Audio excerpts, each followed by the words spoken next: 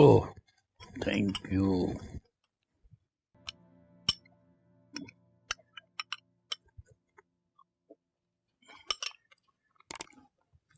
नवीन, तुम्हें कुछ डिस्टर्ब नहीं लग रही थी?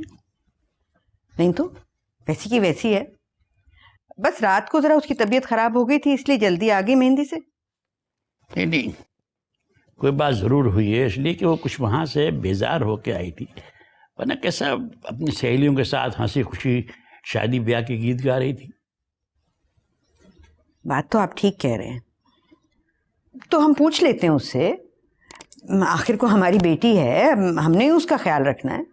तुम पूछ लेना, मेरा पूछना कुछ मुनासिब नहीं लगेगा। हाँ चले, मैं पूछ लूंगी। वैसे इस वक्त है कहाँ? किसी अपने काम से बाहर गई है। अच्छा,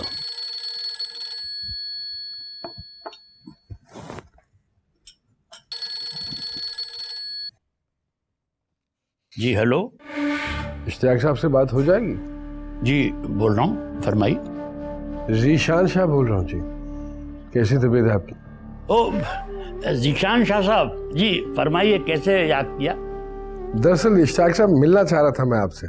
जी, मैं खुद हाजिर हो जाऊंगा। नहीं नहीं नहीं नहीं नहीं, आपको आने की जरूरत नहीं है। मुझे आपसे मिलना है तो मैं ही आऊंगा आपसे मिलने के लिए। आप ठीक है, मगर मेरा घर आपके शान शान नहीं है। क्यों शर्मिंदा कर रहे हैं मुझे? बस एक गुजारिश करनी थी आपसे कि इस मुलाकात का जिक्र किसी से मत कीजिएगा, यहाँ तक कि नवीन से भी नहीं। जी बेहतर है।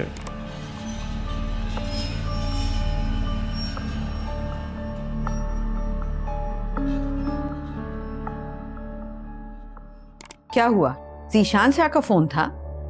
वही ना जो नताशा के वालिद का दोस्त है? हाँ वही। पता नहीं मुझसे उन्हें ऐसा कौन सा काम आन पड़ा, कहने लगे मैं आना चाहता हूँ लेकिन मेरे आने की इत्तला किसी को ना दीजिएगा, नवीन को भी नहीं। कुछ बात मेरी समझ में आई नहीं।